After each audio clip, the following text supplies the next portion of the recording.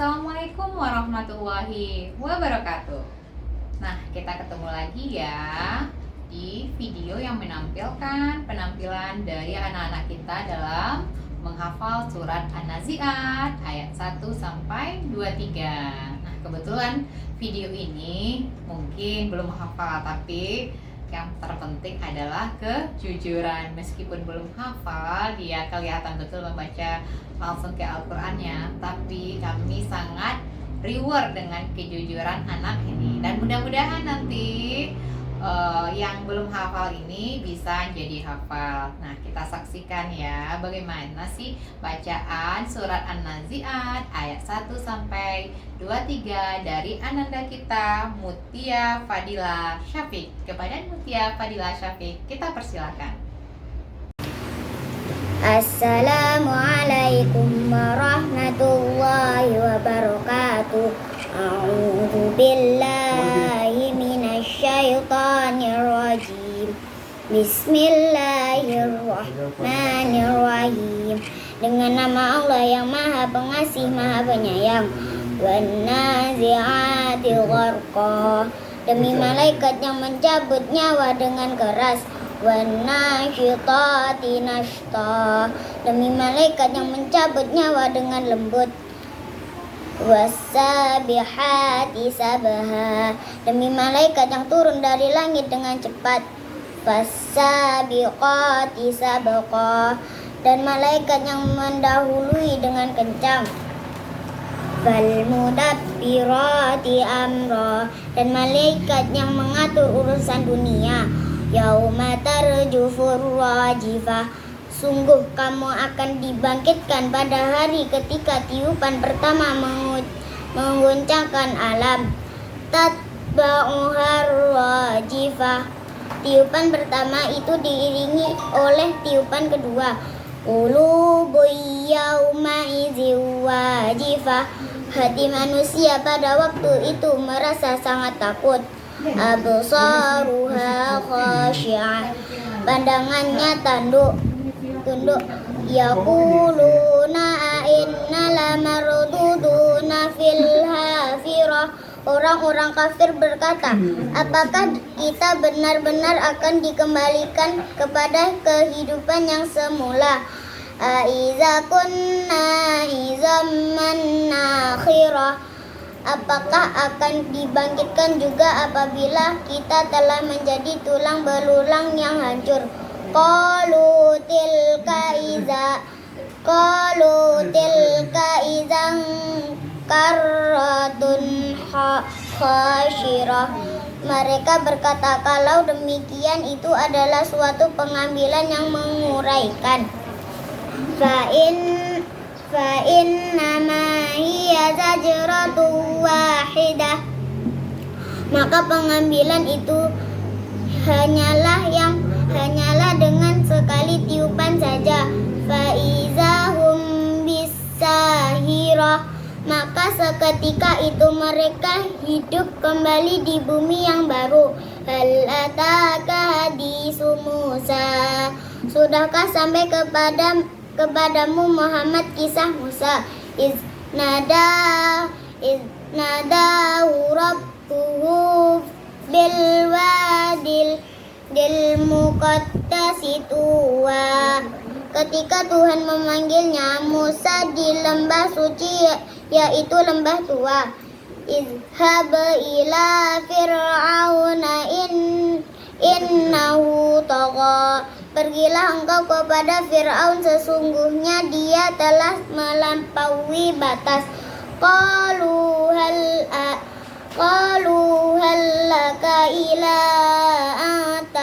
tazakka. Maka katakanlah kepada Fir'aun, adakah keinginanmu untuk membersihkan diri dari kesesatan? Wa'ahdiyaka ila rabbika fatakhsha. Dan engkau akan kupimpin ke jalan Tuhanmu agar engkau takut kepadanya.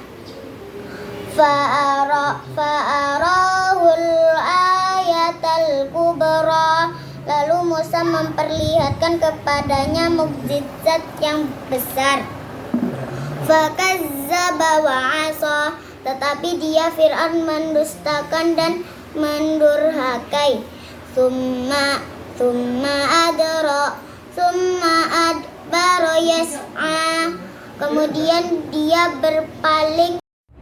Alhamdulillah ya, meskipun terlihat belum hafal, namun sudah sudah berusaha bisa membaca Al-Quran, karena ternyata masih ada loh anak-anak yang di jenjang yang lebih tinggi belum bisa membaca Al-Quran.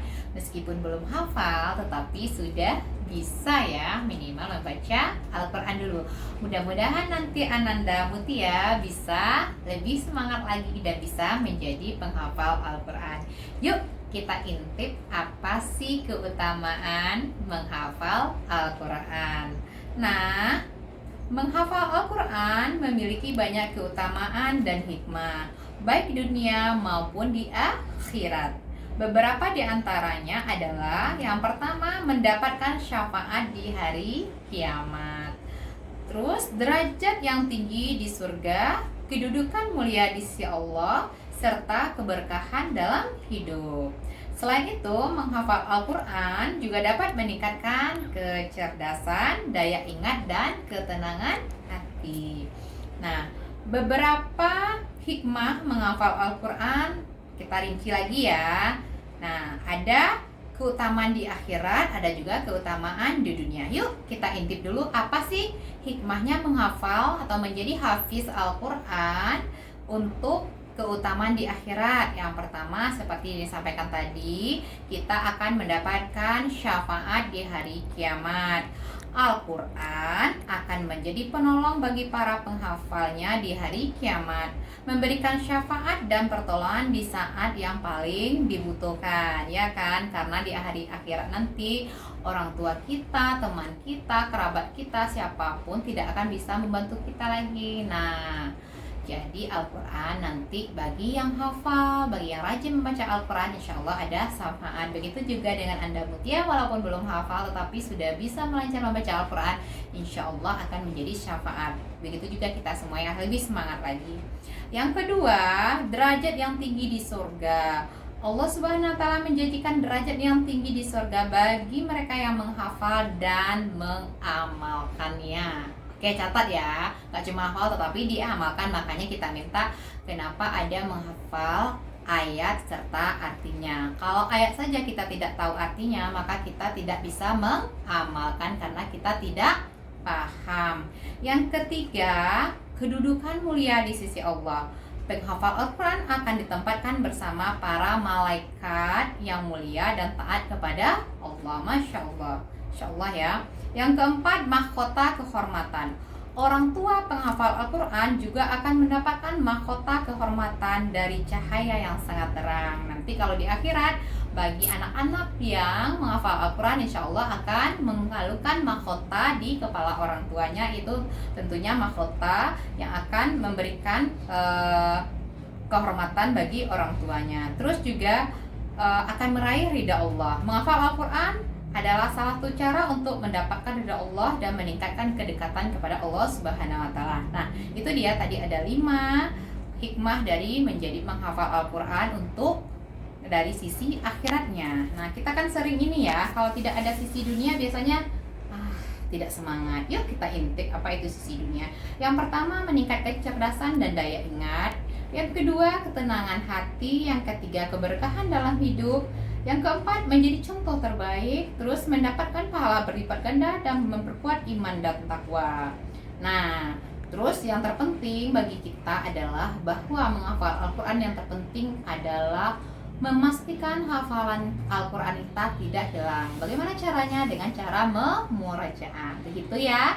Semoga semangat semua, dan bagi Ananda Mutia lebih semangat lagi, sudah bisa baca Al-Quran. Yuk kita menghafal lagi. Terima kasih. Salam semangat. Assalamualaikum warahmatullahi wabarakatuh.